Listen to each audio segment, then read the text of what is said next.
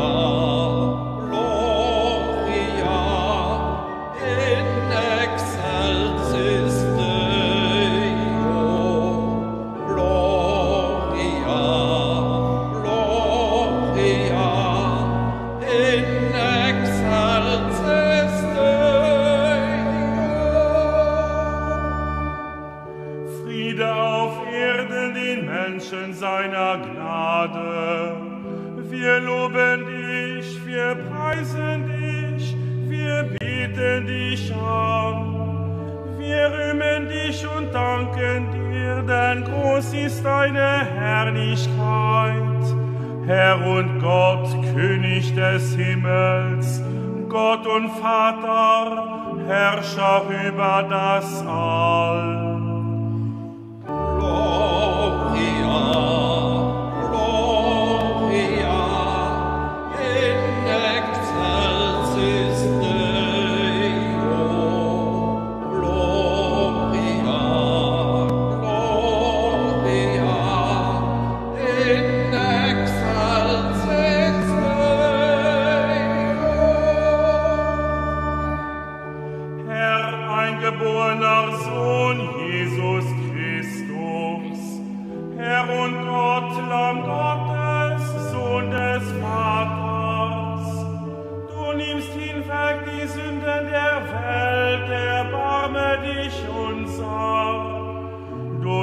Hinweg die Sünde der Welt, nimm an unser Gebet. Gloria, Gloria, in excelsis Deo. Gloria, Gloria, in excelsis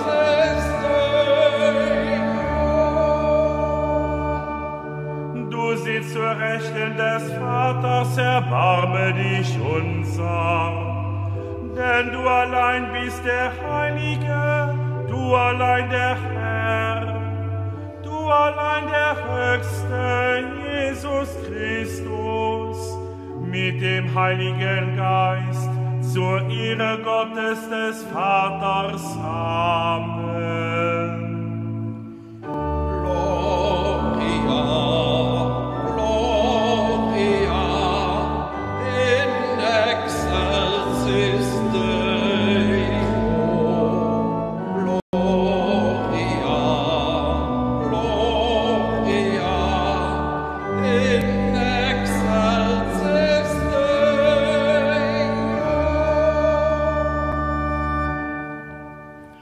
Lasset uns beten. Allmächtiger Gott, wir dürfen dich Vater nennen, denn du hast uns an Kindesstatt angenommen und uns den Geist deines Sohnes gesandt. Gib, dass wir in diesem Geist wachsen und einst das verheißene Erbe empfangen. Darum bitten wir durch Jesus Christus, deinen Sohn, unseren Herrn und Gott, der in der Einheit des Heiligen Geistes mit dir lebt und herrscht in alle Ewigkeit. Amen.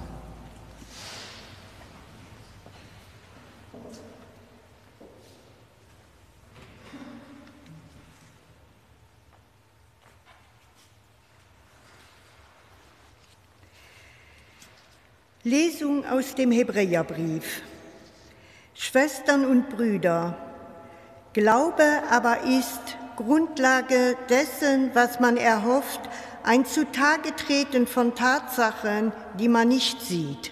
Aufgrund dieses Glaubens haben die Alten ein gutes Zeugnis erhalten.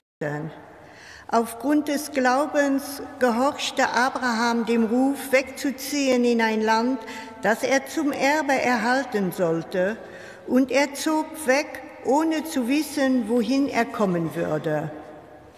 Aufgrund des Glaubens siedelte er im verheißenen Land wie in der Fremde und wohnte mit Isaak und Jakob, den Miterben derselben Verheißung, in Zelten.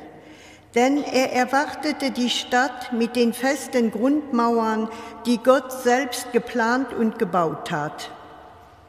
Aufgrund des Glaubens empfing selbst Sarah, die unfruchtbar war, die Kraft, trotz ihres Alters noch Mutter zu werden. Denn sie hielt den für treu, der die Verheißung gegeben hatte. So stammen denn auch von einem einzigen Menschen, dessen Kraft bereits erstorben war, viele ab. Zahlreich wie die Sterne am Himmel und der Sand am Meeresstrand, den man nicht zählen kann. Wort des lebendigen Gottes.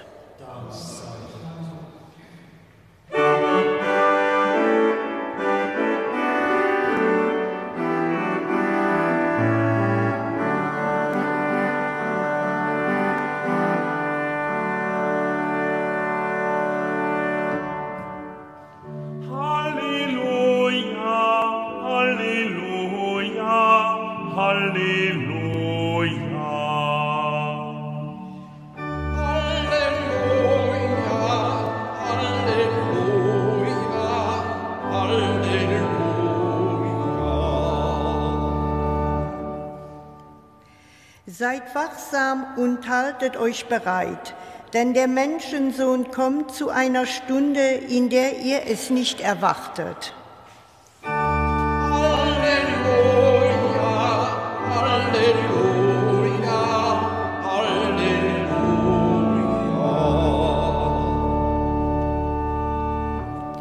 Der Herr sei mit euch.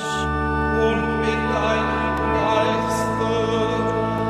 Aus dem heiligen Evangelium nach Lukas. Ehre sei dir, o Herr.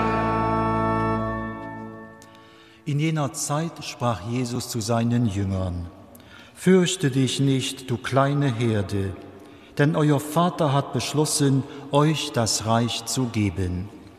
Verkauft euren Besitz und gebt Almosen. Macht euch Geldbeutel, die nicht alt werden. Verschafft euch einen Schatz, der nicht abnimmt, im Himmel, wo kein Dieb ihn findet und keine Motte ihn frisst. Eure Hüften sollen gegürtet sein und eure Lampen brennen.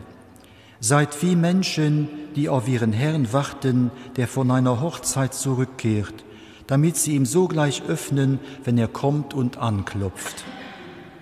Selig die Knechte, die der Herr wach findet, wenn er kommt. Amen, ich sage euch, er wird sich gürten, sie am Tisch Platz nehmen lassen und sie der Reihe nach bedienen. Und kommt er erst in der 2. oder 3. Nachtwache und findet sie wach, selig sind sie. Bedenkt, wenn der Herr des Hauses wüsste, in welcher Stunde der Dieb kommt, so würde er verhindern, dass man in sein Haus einbricht. Haltet auch ihr euch bereit, denn der Menschensohn kommt zu einer Stunde, in der ihr es nicht erwartet. Evangelium unseres Herrn Jesus Christus. Lob sei dir, Christus.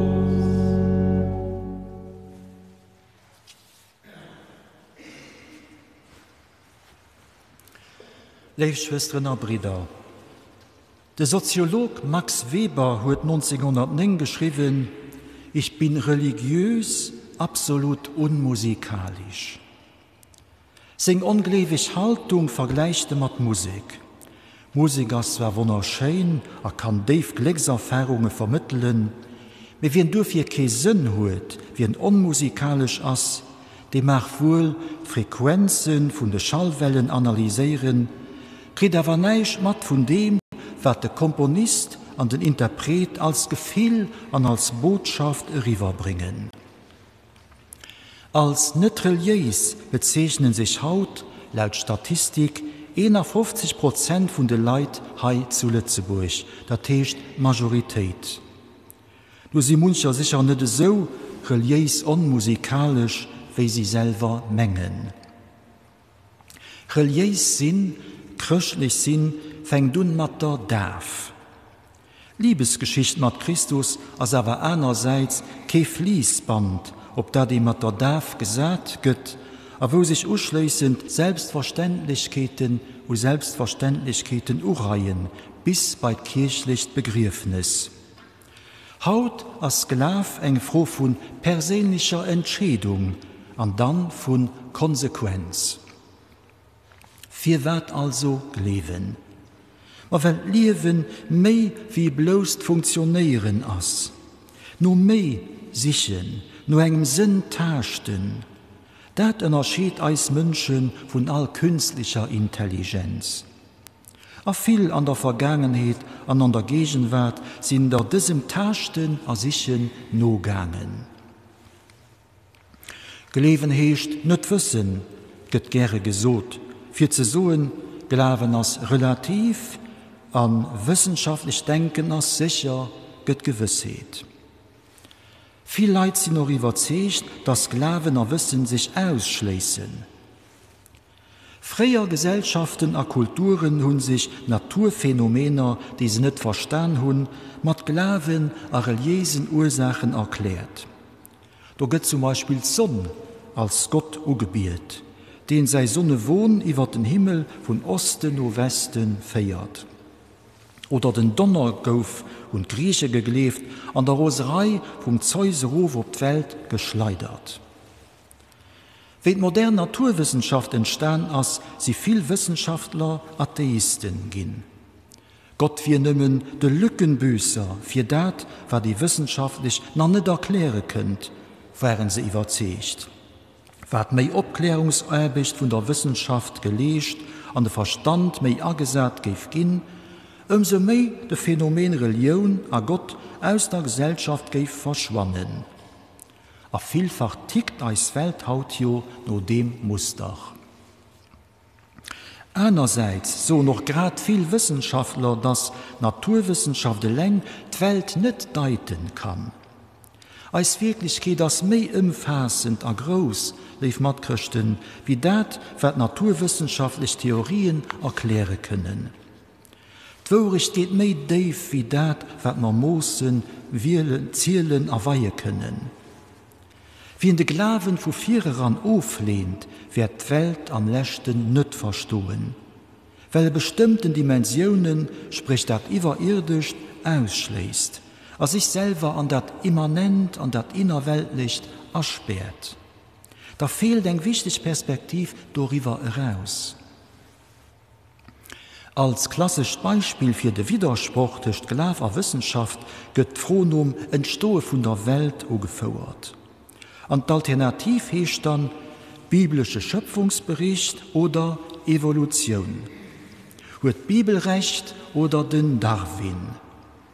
Die konkret froh ist dabei, wie ist alles entstanden. Darauf gibt die Evolutionstheorie eine ziemlich überzeugende Antwort. an dem's Leben sich los entwickelt huet, von echten einzelligen Lebewesen bis bei die komplex Lebensformen bis bei dem Mensch. Wann ihn aber ein Naturwissenschaftler so ganz einfach, wie ihr Kant dat nicht frohe gef, a für wat als dat alles geschieht, für wat, da wir dem als singem Latein sehr n. Weil ob froh für wat, kann Naturwissenschaft, Methoden kein Antwort gehen.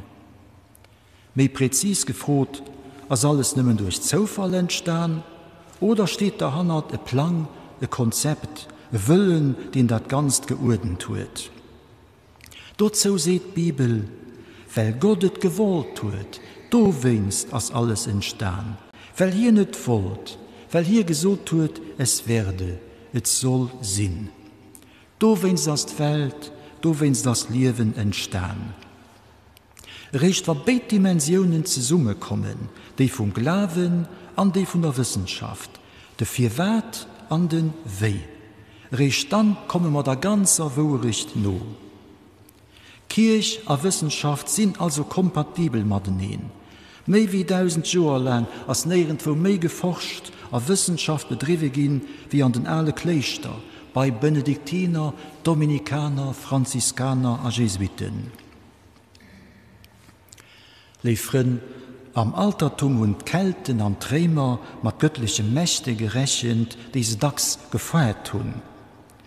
Glauben als eine individuelle Beziehung zu einem persönlichen Gott war denen alle Kulturen nicht bekannt. Glauben, so wie wir Christen ihn nur aber verstehen, setzt der persönliche Vis-à-vis voraus und den ich leben kann, nicht irgendwelche anonym Mächten. So hun den Abraham als seine Frau Sarah gelebt. Sie waren gelebt von einer persönlichen Relation mit Gott. Und der liewigen, persönliche Gottleben bringt etwas Neues ans Spiel. Neu ist der Gedanke von der Allianz, dem Pakt, den Gott mit Mensch und der Mensch mit Gott schließen kann. Glaube bedeutet an das Bund mit Gott antreten. Glaube geht durch das Interaktion zu einer Beziehung, die als persönlich Leben gestalten hilft. An geht zur Antwort auf die existenzielle Frage vom Leben. Wo komme ich hier? Wie weit bin ich hier? Ob wat lebt alles heraus? Der Glauben lebt alle gut, hat noch eine andere Facette. Den Hebräerbrief, als heutige Lesung sieht, Glaube ist Grundlage dessen, was man erhofft. Bedeutet, Glauben ist Fundament, auf dem wir stehen, und ist nur anderem ausstrecken. Der Standpunkt, von dem aus wir die Welt und die Realität erkunden, und damit auch Erwartungen verbannen, wir etwas erhoffen. Und da geht jetzt vom Abraham und seiner Frau Sarah, was für Hoffnungen sie hatten, und was Gott ihnen alles an Aussicht gestellt hat, und Visionen und Versprechen. Dem Abraham gelobten Land, der Sarah Nachkommenschaft. Aber wie hier ihnen Kraft gibt, daraufhin die Realität zu verändern, abzubrechen, ein neues Leben zu wohnen. An den Versprechen, die Gott schenkt, feststehen, da das Leben. So Leben, das Gedenken Kraft am Ausdauer, an einen langen Atem, die Hoffnung nie abgehen. Vielleicht sind wir daheim so zu viel ungeduldig.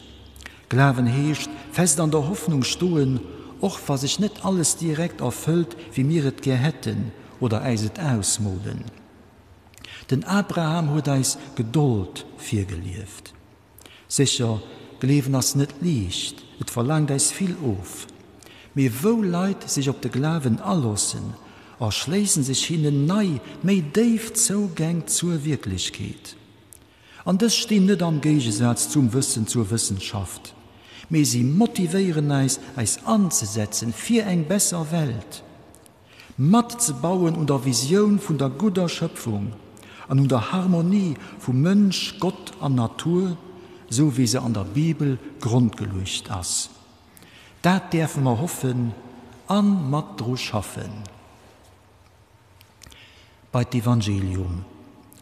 Am freie Christentum gouf ugeholl, et wie drüber an run, dass d'Welt ging ënner goen a Christus irrem kommen. Ma seier hu se gemerkt, dass dat net so wie. Aber innerlich bleibt froh. Wéi no bei ass den Herrgott mir.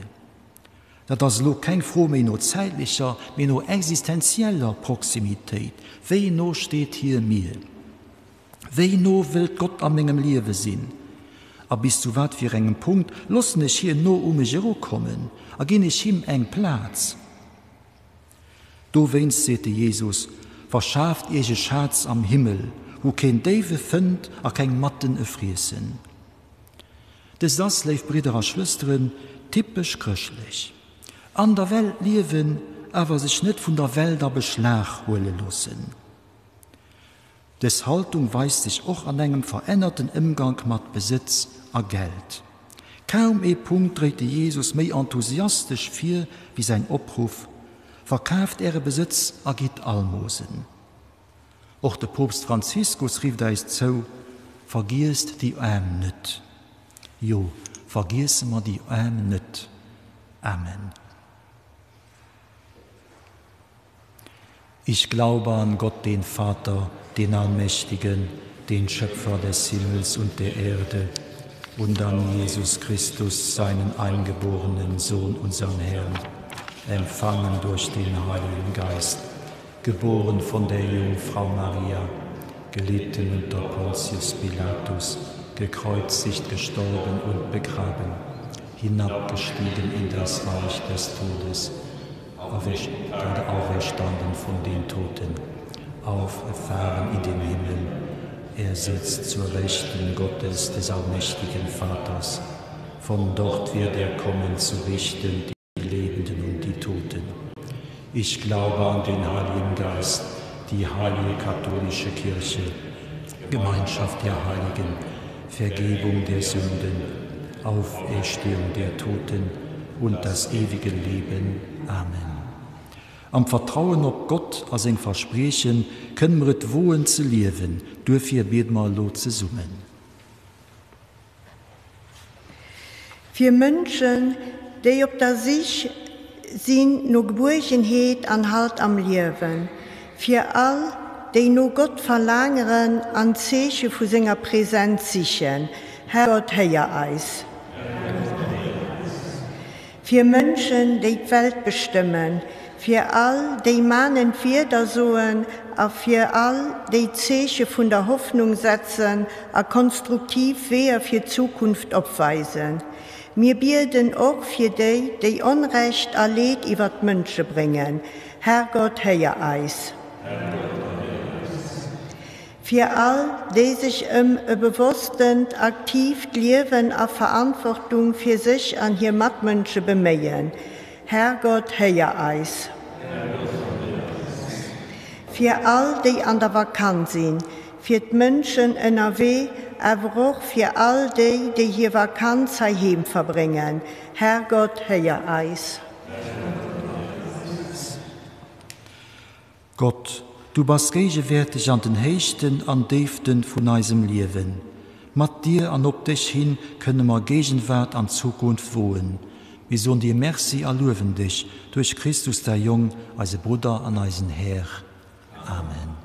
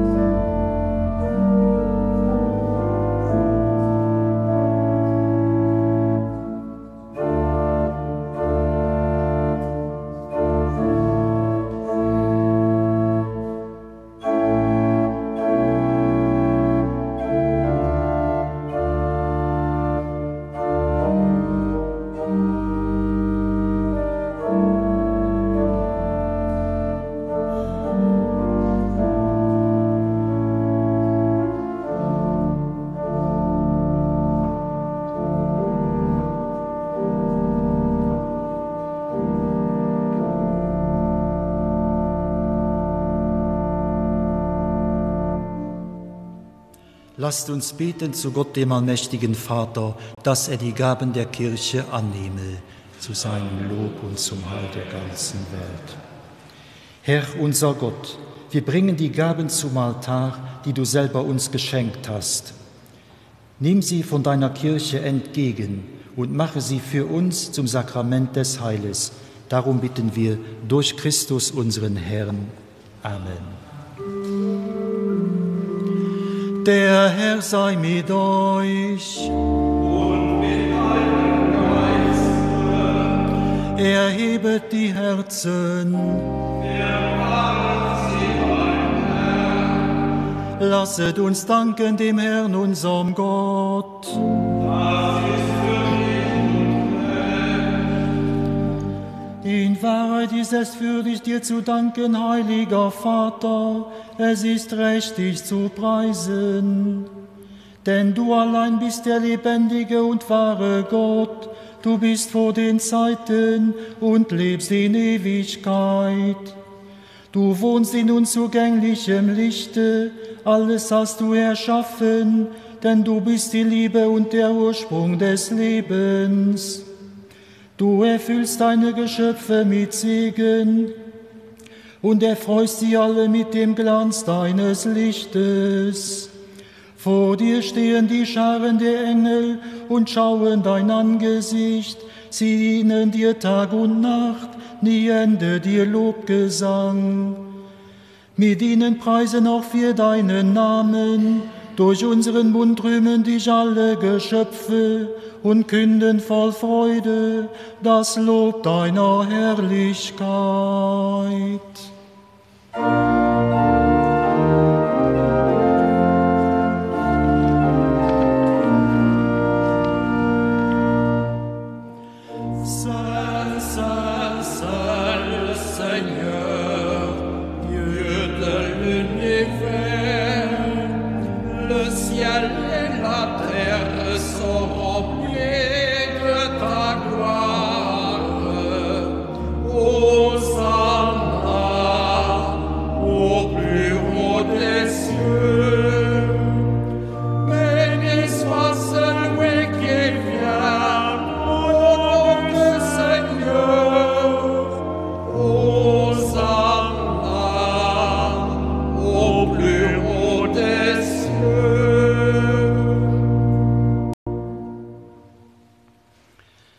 Wir preisen dich, heiliger Vater, denn groß bist du, und alle deine Werke künden deine Weisheit und Liebe.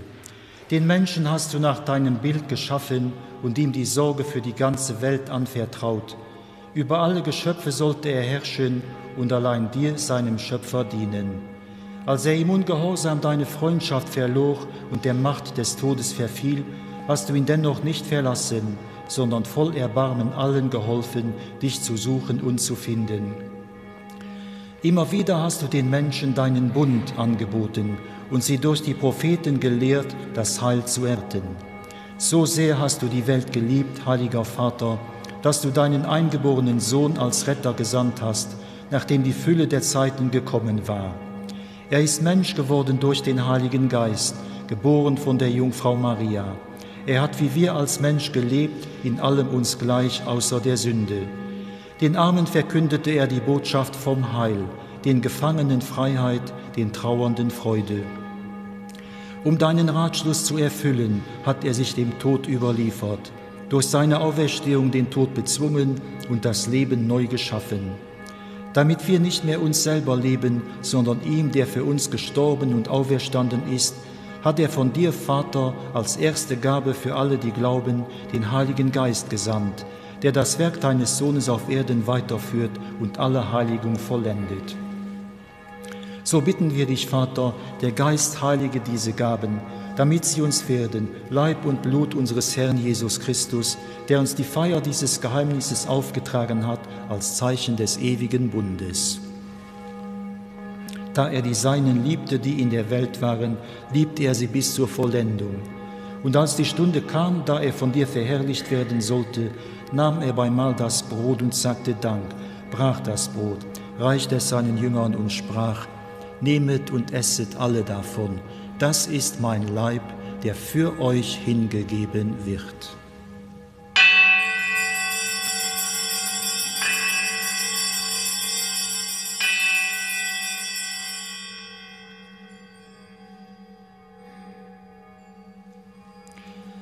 Ebenso nahm er den Kelch mit Wein, dankte wiederum, reichte den Kelch seinen Jüngern und sprach: Nehmet und trinket alle daraus. Das ist der Kelch des neuen und ewigen Bundes, mein Blut, das für euch und für alle vergossen wird zur Vergebung der Sünden.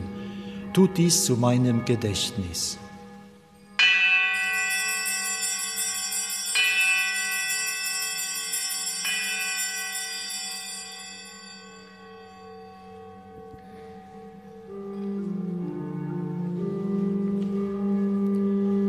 Geheimnis des Glaubens.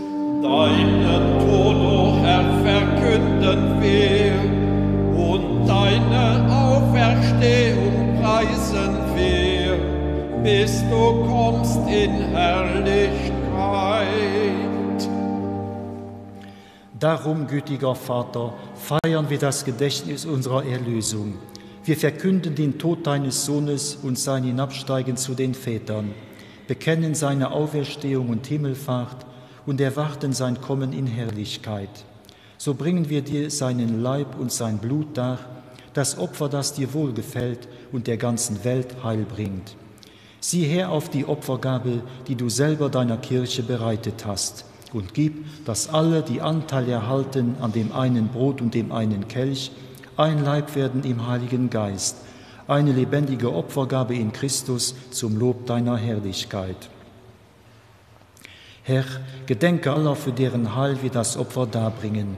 Wir bitten dich für unseren Papst Franziskus, unseren Bischof Jean-Claude, seinen Weihbischof Leo und die Gemeinschaft der Bischöfe, für unsere Priester und Diakone und für alle, die zum Dienst in der Kirche bestellt sind, für alle, die ihre Gaben spenden, für die hier versammelte Gemeinde, für dein ganzes Volk und für alle Menschen, die mit lauterem Herzen dich suchen. Wir empfehlen dir auch jene, die im Frieden Christi heimgegangen sind, und alle Verstorbenen, um deren Glauben niemand weiß als du.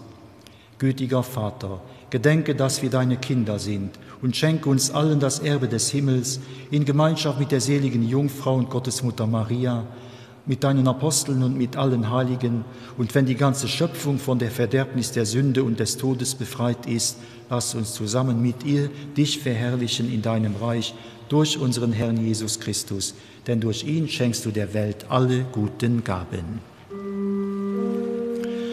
Durch ihn und mit ihm und in ihm ist dir Gott allmächtiger Vater, in der Einheit des Heiligen Geistes, alle Herrlichkeit und Ehre, jetzt und in Ewigkeit. Amen. Lasst uns jetzt beten, wie der Herr uns zu beten gelehrt hat. Vater unser im Himmel, geheiligt werde dein Name, dein Reich komme, dein Wille geschehe, wie im Himmel, so auf Erden. Unser tägliches Brot gib uns heute und vergib uns unsere Schuld, wie auch wir vergeben unseren Schuldigern. Und führe uns nicht in Versuchung, sondern erlöse uns von dem Bösen. Erlöse uns, Herr, allmächtiger Vater, von allem Bösen und gib Frieden in unseren Tagen. Komm uns zu Hilfe mit deinem Erbarmen und bewahre uns vor Verwirrung und Sünde, damit wir voll Zuversicht das Kommen unseres Erlösers Jesus Christus erwarten. Denn dein ist das Reich und die Kraft und die Herrlichkeit in Ewigkeit. Amen.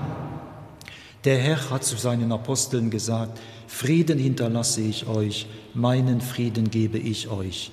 Deshalb bitten wir, Herr Jesus Christus, schau nicht auf unsere Sünden und unser Versagen, sondern schau auf den Glauben und den guten Willen deiner Kirche und schenke ihr und der ganzen Welt nach deinem Willen Einheit und Frieden. Der Friede des Herrn sei allezeit mit euch. Mit deinem Geist.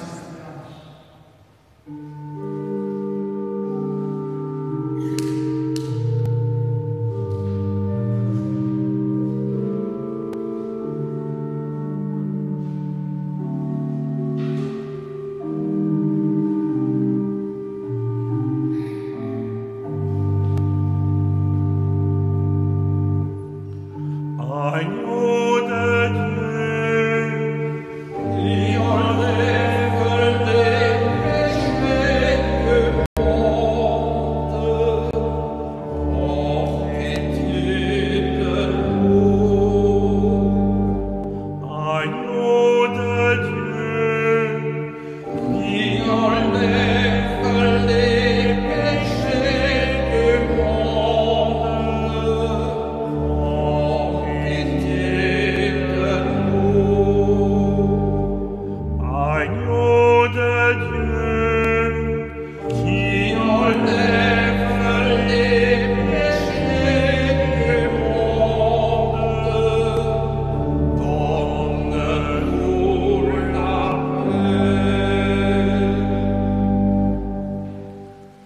Seht das Lamm Gottes, das hinwegnimmt die Sünde der Welt.